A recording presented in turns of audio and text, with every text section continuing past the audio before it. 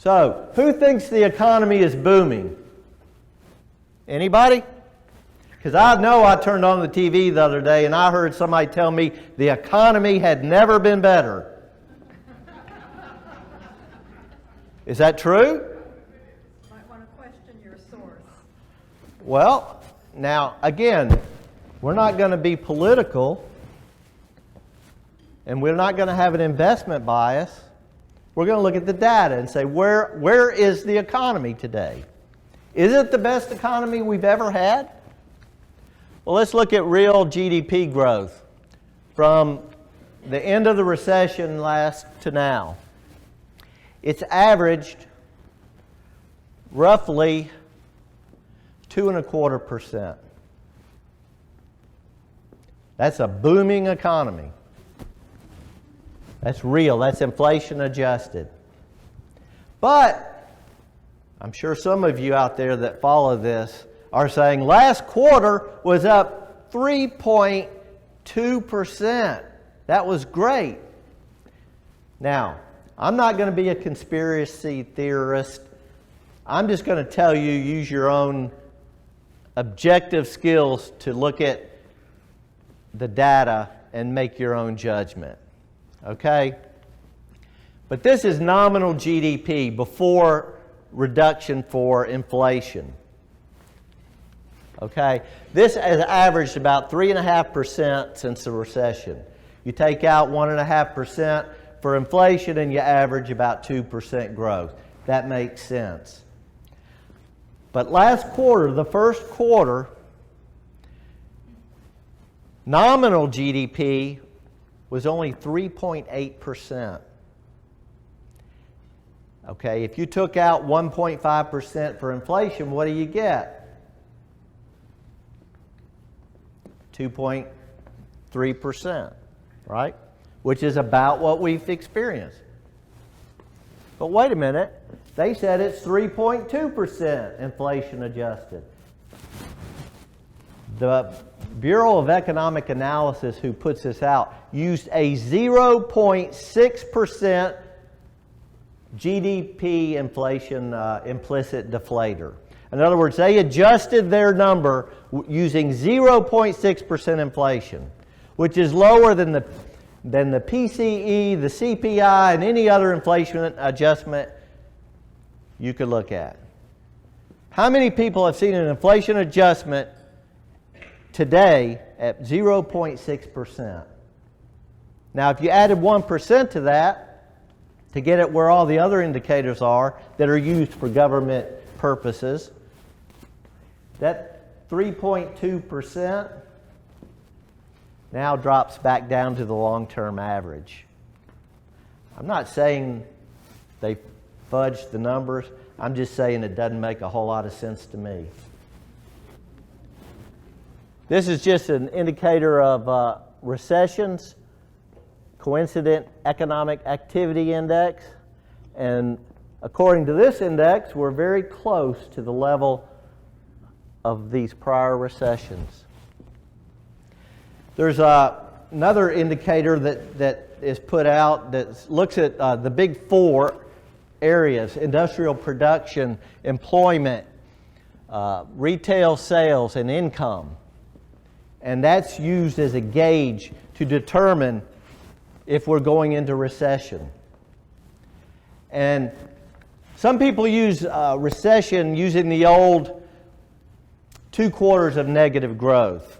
But that's not how recessions are officially dated. The NBER, National Bureau of Economic Research, dates recessions. And what they do is they look at when they believe economic activity has peaked and it's going down. Well, how can you know that real time? You can't. And so it takes time before a recession is dated. Let's do this. For a $10 gift card to Starbucks, who can tell me when the December 2007, which was the official start date of the last recession, was actually declared a recession start date by the NBER? December '08. That's close enough. November. 11 months to declare. So, you can see the downturn right now in the Big Four average. So, are we going into recession? But wait a minute, we can't be because this is the strongest economy we've ever had, right? Anybody heard of David Rosenberg, otherwise known as Rosie, another economist? He questions whether we're in a recession right now. Gary Schilling, I mentioned earlier, he says there's a 2/3 chance that sometime this year or very early next year we go into recession. So, when will we know? Because last time, even in December and January, there were people from the Fed announcing how strong the economy was. We were in recession by then, but we didn't officially know it. Studies have shown that once government, federal debt to GDP surpasses 90% for 5 consecutive years, economic growth falls by 1/3. Guess what? Since 2011, we've been over that number. So, when you take a 10-year average of 2.25%, that's about 1/3 below the long-term average of 3.22%. Makes sense, right? We're running below the long-term average growth largely because of our debt. So, how much debt did it take to get us to 2.25% growth? You know, we do live in a debt-fueled economy. We have record corporate debt. We have record government debt. And we have record non-housing, non-mortgage consumer debt that is now 52% above the huge overvalued levels of 2008 before the financial crisis.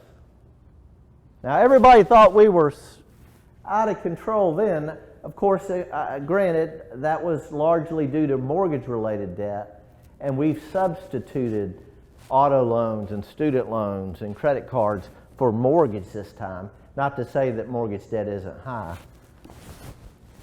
So, if we're at the start of a booming economy, where has this got to go to double GDP growth? And can you double GDP growth by doubling debt from where we are today? Now, the Federal Reserve has a long-term average. They've actually adjusted this to 1.9%. That should make you feel good. What is required to have economic growth? 2 things. You either have to have more people working, or you have to have the same people producing more per person, right? That's mathematics. It's simple. You have to have a minimum of one of these to get economic growth. Well, this is I guess you would call it the most active working age, 25 to 54, civilian labor force. You can't tell from this graph, but that blue line is actually trending slightly down.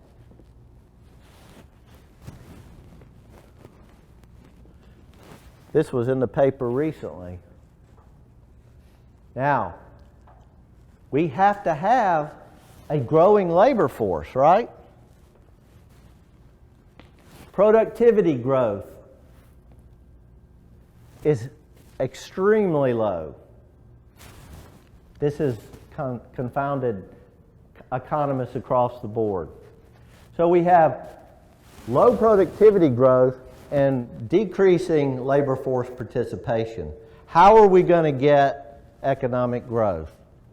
And we have debt to GDP that is in excess of 90%. Again, I'm just giving you the facts.